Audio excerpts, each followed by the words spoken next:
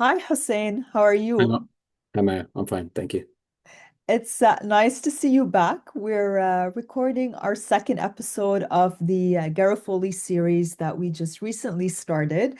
And we wanted to expand more on some concepts that we mentioned in the first episode. Just a reminder that the first episode was more of an overview of the whole Garofoli process, where you explained so many concepts, and there are a lot of concepts that we need to get familiar with in these types of cases.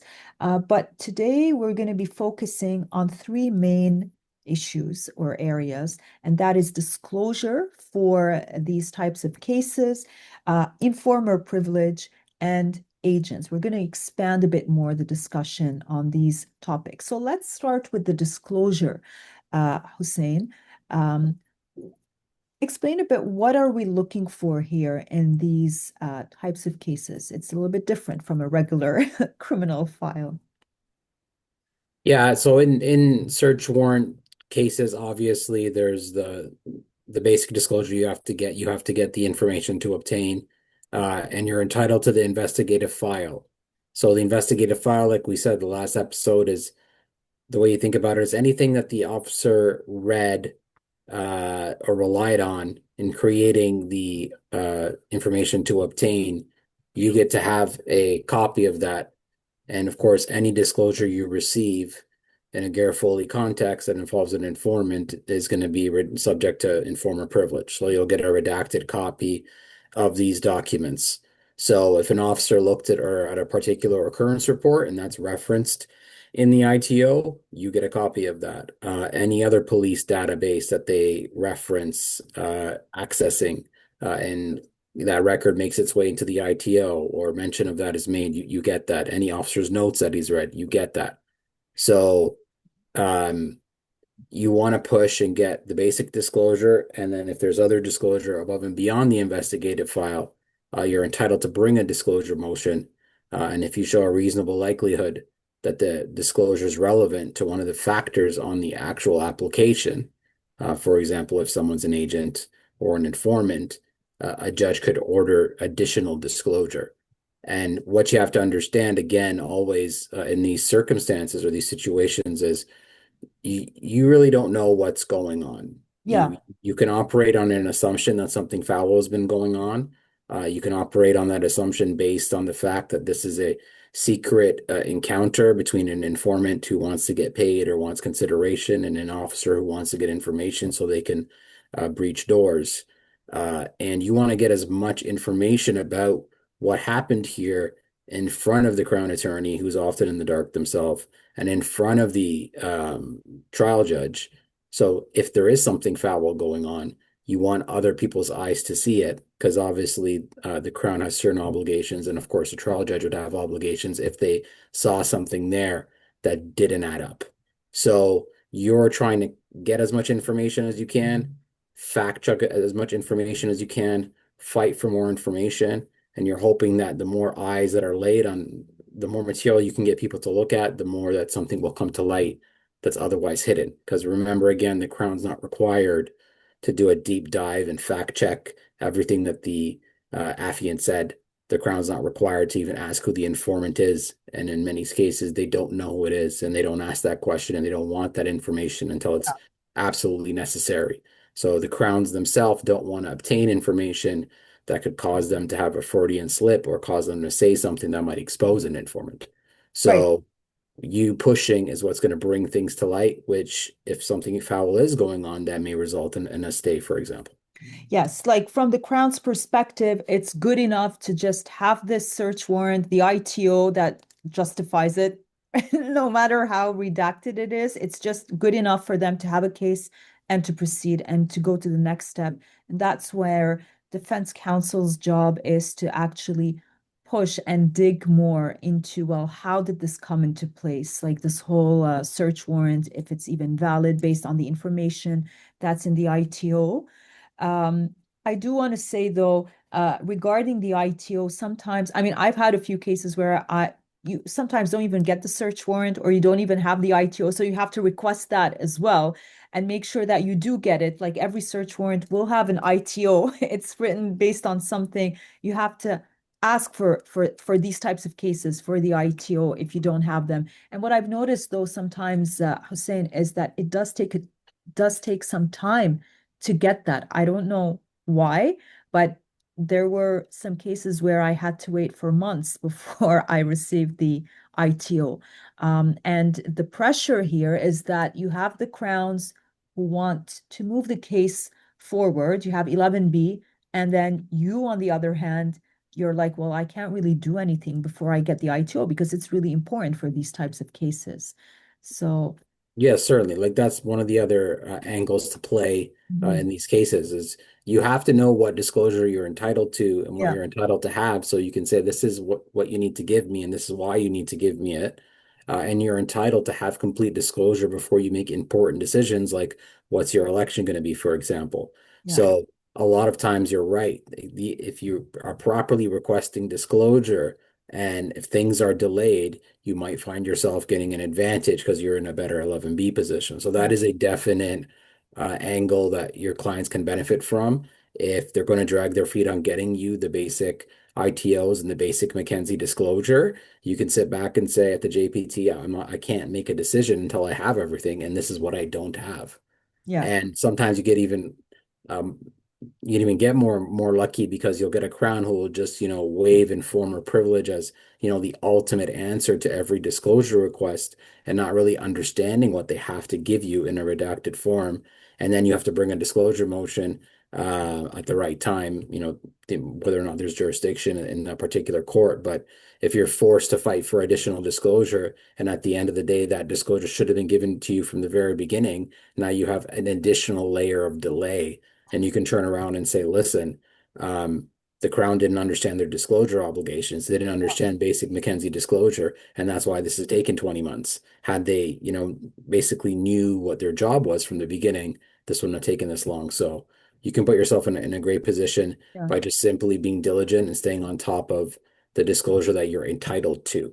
And that's above and beyond, you fighting for additional disclosure. Yeah, and that's honestly, it's something that is also common sense because if there is a search warrant that was issued based on an ITO, then the ITO does exist. Why is it not being disclosed right away? And I understand there's time for some vetting to happen. Like they do take time to do that sometimes, especially if it's a long ITO. But still, I mean, like it shouldn't justify a very lengthy delay. So that, like you said, it puts the defense in a really good 11B position in this case. I do want to go back though on one of the things that you mentioned, and and we see that in the ITOs.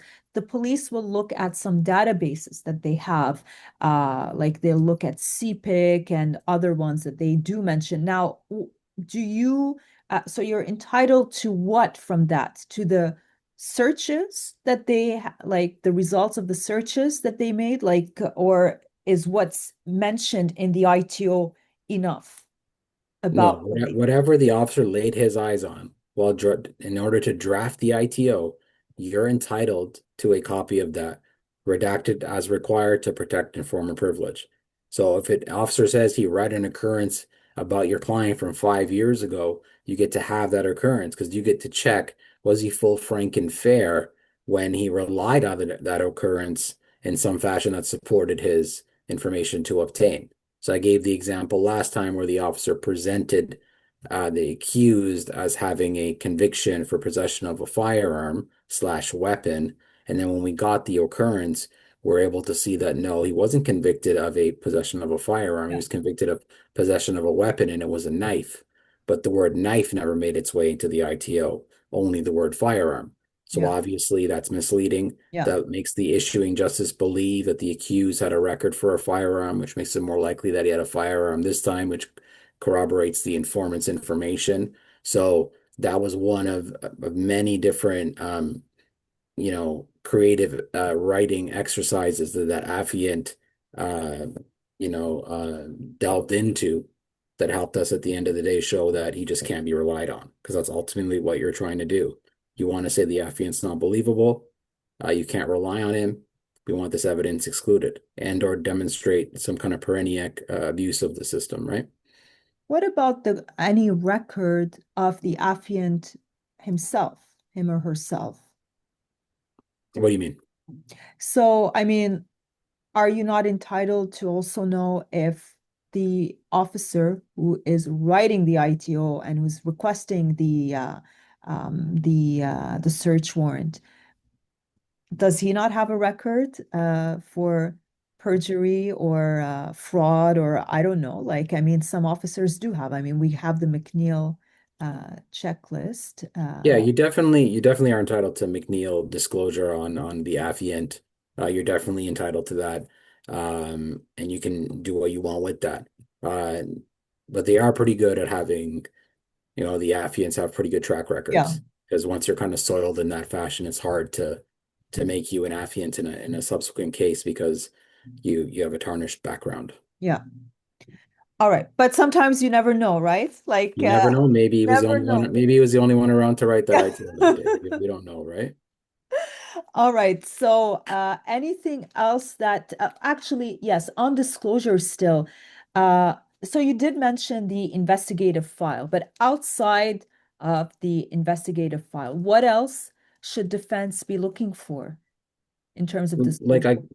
anything that's relevant to an argument that you're advancing. So one example I can give is, let's say you have a series of facts that you think support the argument that the informant is actually an agent and not an informant. Now, the key distinction there, like we said last time, Yeah. an agent is encouraged, and but for the police involvement, he engaged in crime, he or she. The reason it benefits you as an agent is not entitled to informer privilege. If it's found out that the informer is not an informant, so remember, it's ultimately the court has the final say as to whether or not the informant is actually an informant. So the Crown can make an assertion that the informant is an informant, but you're entitled to have a court adjudicate that. You're entitled to have the court decide, based on the information before them, whether or not the person was in fact an informant.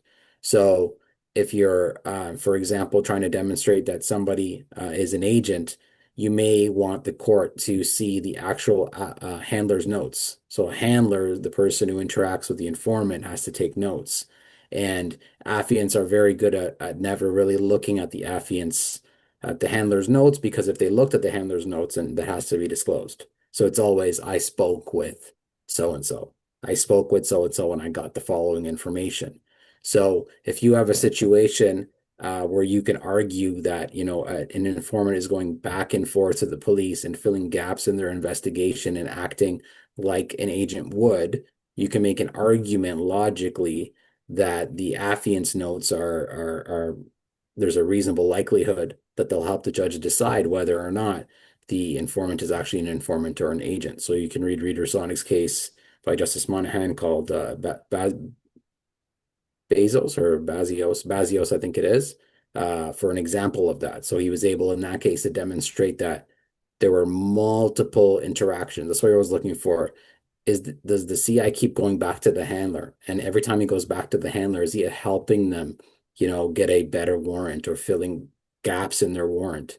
And if you can show that, then you have a great agency argument. There's other situations too, like if we've had cases where we've realized that, through speaking with the client and identifying who the potential informant was, that the informant was always around, during these deals, or was the person doing the deals when the police just so happened to be doing observations, right? So if you go through the ITO with the client and you say, they observed you doing deals on these three occasions, and he says, well, I was meeting the same person all those three times, and I think that person's the informant. That's an incredible agency situation Yeah. because it's impossible that the police would be there to watch the deal happen unless the informant told them, by the way, I'm going to go do this right now. And now you have an argument that he was working as an agent at the direction of the police to continuously do deals so they can solidify their warrant. So you have to basically be like implement a crazy conspiratorial type of Yeah. mindset when you're doing this, not because those things are true, but it just keeps you disciplined and it keeps you looking for things that could be done that are foul. So you're not coming into this blind because when you read the ITO, it will always be perfect. It'll be a credible, trusted informant, gave information on multiple days, gave fresh evidence on this particular case that was corroborated by the police.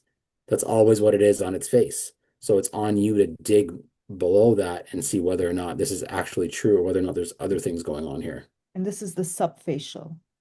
Yeah, a subfacial attack. You Yeah. know, especially in Toronto, your warrants are usually written by really experienced, Yeah. really smart officers who have written hundreds. So just a facial attack is not gonna that's not gonna cut it because you're almost never gonna have one. You need to demonstrate that there's a clear lie here or a series of lies that demonstrate the affiant was in full, frank, and fair, and that, hurts their credibility to the point where nobody can rely on their evidence. Now, I do want to ask you though, Hussein, so because we see these types of cases or situations, especially with the drug cases, and many of the drug cases have co-accused. And what happens here sometimes as well is that the co-accused suddenly is out of the case, whether it's with a stat deck or whatever. But sometimes, uh, what if it's the co-accused who then becomes um, an agent for the police? That absolutely can happen. It absolutely could be the case that one of the co-accused was the informant, right? Like if you can't rule that out. Mhm. The informant could have called them and said, "I'm here right now with somebody who has a gun," or "I'm here right now and this person's about to do a robbery." The police are still going to act on the information and they have to arrest and charge everybody because if they don't charge that guy who was there, Yeah. it's a red flag to everybody else. So that the informant has to go through the process in that situation. So I think there have been situations where that's occurred. So yeah, the fact that someone was charged and was a co-accused does not rule them out from being the informant, right? They very well could be. And again, you're entitled because you're not part of the circle of privilege. The circle of privilege, meaning the individuals who get to see beyond the redactions or behind the redactions, are the judge, the police, and the crown. The defense never gets to see that. So you're not in the circle of privilege and you're not required to maintain privilege as long as you're acting for a proper purpose. So if you're trying to demonstrate that an individual is an agent or you're trying to demonstrate that something else was going on that's improper, that's a lawful purpose for trying to identify who the informant is. And that's the only way you can actually get information that will help you undermine what facially appears to be a perfect warrant. Okay. Now, I know that you mentioned that informer privilege doesn't apply to an agent because that's when someone is starting to act under the direction or is actually actively becoming involved in the case, helping the police do their job. But who does it apply to, the informer privilege? If you want to be more specific about the definition, who does it apply to and who does it belong to? Yeah, so it belongs to the state, so the crown and the Um, informer, mhm. to the benefit of the informant and their family. And there has to be a promise of confidentiality to the individual, and they had to have acted on that. So they were promised, if you tell us this, Yeah. we'll keep your identity confidential. And once that exists, now you have an informant situation. Um, so things may have started off as a genuine informant situation. Someone may have went to the police after getting arrested and said, I know so and so sells drugs. But it may have gone a step further and they may have said, well, your information's old. How about if you do a recent buy, if you do a more recent buy, maybe we can help you. That's an agent now. So it's a very, very fine line. So in order And for, even if it's requested by the informer, him or herself, right? Like it's not just if the police ask them well, I mean, like the police maybe in the negotiation, because sometimes this happens when there's a negotiation and they want to get out of a situation. So they'll tell them, well, if you can help us get more information, we can, help you with your case. But even also when it's the informer who just wants to like get more bonus points, I guess, with the police. And Yeah, like that could happen too, right? You could have an experienced informer who doesn't need to be told to go get fresh information. They just go do it yeah. on their own because they've been doing it for so many years. Um, but again, your job as a defense lawyer is to see whether or not, you've identified someone who could have been doing that and to call evidence on an application where you make an argument that the individual is an agent and to hopefully force the judge into a Bassi hearing where they ask the handler a series of questions written by you to try to figure out if this person was an informant or an agent. So again, it's the court who ultimately decides if privilege applies, but there's an onus on you to get the court far enough that they will, go back there and make those inquiries, right? And I wanted to ask you, Hussein, is it a red flag if in the ITO it is mentioned that the informer is someone who's experienced, who has given information in the past to the police? Like, should this be considered a red flag that maybe this is an agent or not necessarily? I don't know if it's a red flag because the reality is that is who's informing, right? Like you have to understand that when an individual isn't informing, um, it's it's a license to do crime many times, right? They're protected. Um, Unless they get caught doing something extremely serious, a lot of times they're flagged. If you pull this individual over, um, call officer so and so. And they're like, that's one of my guys, let him go.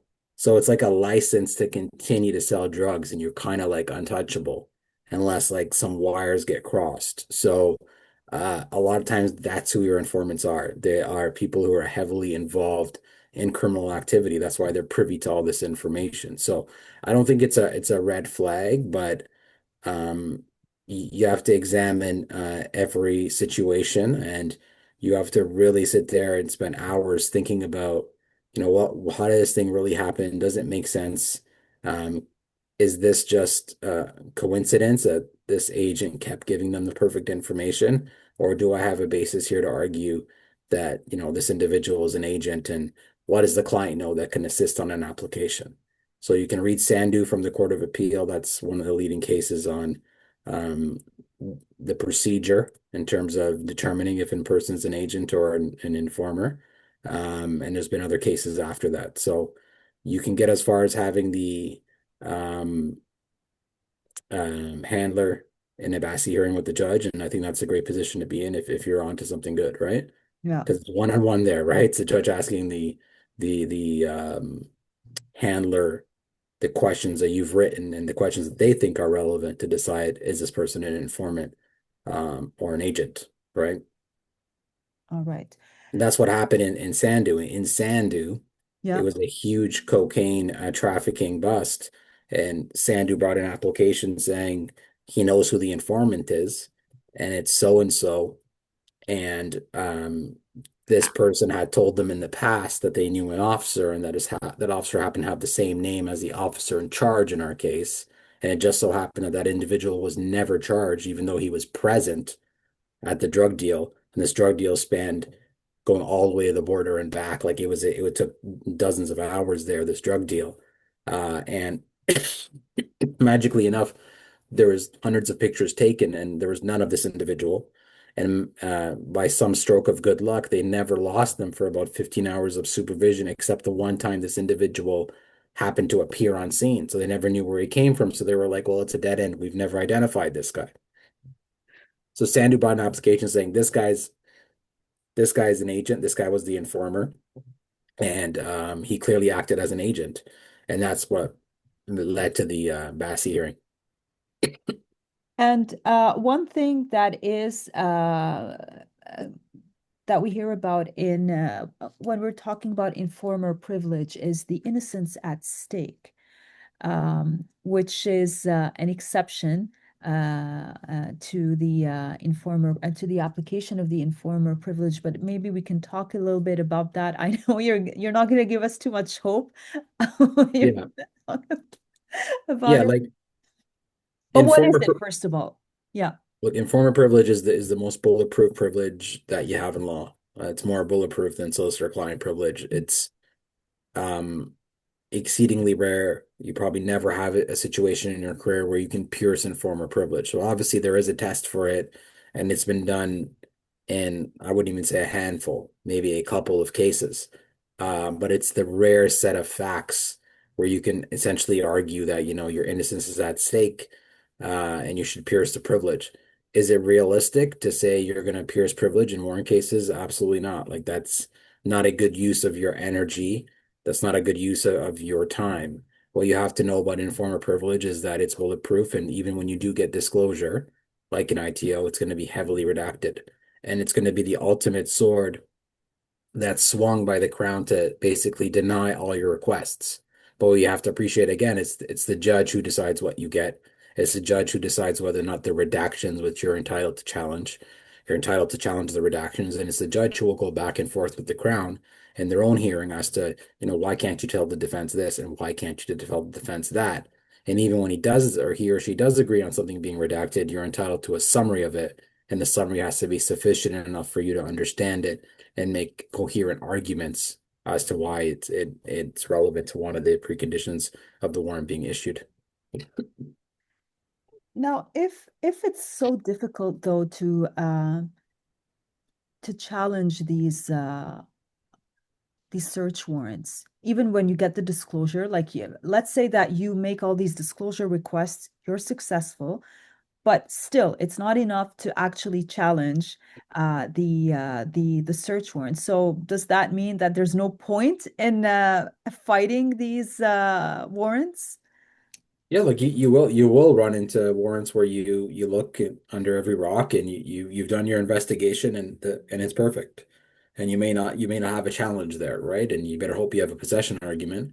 But if you don't, it is what it is. At least you did your due diligence. At least you actually requested the information, right? I've taken over files from other lawyers where they give opinions on the client pleading guilty, saying the whole memo on why the three C's were met in the warrant, but they never requested the McKenzie disclosure. Then ultimately, when we got the McKenzie disclosure, we were able to see that one of the particular days when an observation happened, our client was like, that didn't happen that day. I wasn't there that day. And when we pushed for the notes from that day, there were none, right? So this material day where they saw something important at the house, there's no note of it. There was no note of it for the officer who said that he saw it, that went there and made that observation. And there was no warrant, there was no note of it in the affiant's notes. So at the end of the day, I don't remember the facts in great detail, but we're able to prove that this was a lie, and then the Crown stayed the case. So what I'm saying is you at least have to try. And if you tried, you've done your job. All right. And can that disclosure also help us in other ways in the case, not just in challenging? Have you had situations where that additional disclosure that you received was not necessarily, or maybe it was still helpful to challenge the warrant, but was also useful for other parts of the case? I know Karen Hong had a case with Justice Ducharme where, her whole theory was, this firearm in her client's room belonged to the informant. And her theory, her closing was, she elicited evidence on the informer process that individuals get paid money for this, or they get off of charges. And what's really stopping an individual from planting a gun somewhere and then, making sure the police come and raid it? And that was her theory, and her client was acquitted. Mhm. So, some people may listen to this and say that's ridiculous. A police officer went to jail in Hamilton for doing exactly that, for having an informant. They were caught up in another investigation. The officer had him plant a firearm on an individual that he'd been trying to bust for years, and that's what happened. So you have to understand that you're dealing with individuals who sell out their own best friend to make a dollar or to get off their charges. So people will literally do anything, and it's not impossible that, like Karen was able to demonstrate in that case, it's not impossible that somebody would do that. So the jury heard about the informant system, and they heard about it, and the client said, that firearm didn't belong to me, and this individual was the only guy in my house, and I believe he's the informant for the following reasons, and the jury acquitted him. And So in terms of like that's like a rare situation where you have facts to support that type of argument. But listen, you don't have to worry about whether or not it helps you in other aspects of the case, and you won't really know until you go through the process. So you go through the process and then go from there. All right. So I think for this second episode, we've covered quite a few topics. We will continue with some more, but thank you so much, Hussein. Just to summarize, we did go over disclosure, agents, and informer privilege. We expanded a bit more, and we talked about that in the first episode in an overview where it was pretty heavy, where we talked about kind of everything. And now we just expanded a bit more. On these concepts. So, Yeah, the only other thing I would add is like when I was talking about informer privilege being the yeah, big sword that the crown gets to swing, it is a huge sword. But you have to remember that you're entitled to every piece of information up into the point where it exposes or tends to identify the informant. So anything that doesn't tend to identify an informant, you're entitled to get it. So it is a big privilege and it's respected for all the right reasons in the law, but you have to make sure that it's not overused because it's definitely overused by some members of the Crown's office and they think it's something larger than it is. And you have to insist, and the trial judge ultimately decides whether or not something tends to identify an informant. So you're entitled to challenge these redactions. You're entitled to challenge these summaries because it's ultimately the trier of fact who has the final say on what tends to identify an informant. So that can also be part of the applications that you bring. You challenge whether or not the informant's an informer, and you can challenge the redactions to see whether or not they're appropriate. So again, you're trying to dig and dig and dig to see if you can, find something that helps you there. right. Thank you very much, Hussein. And we will be continuing with more episodes. Thank you so much. Thank you.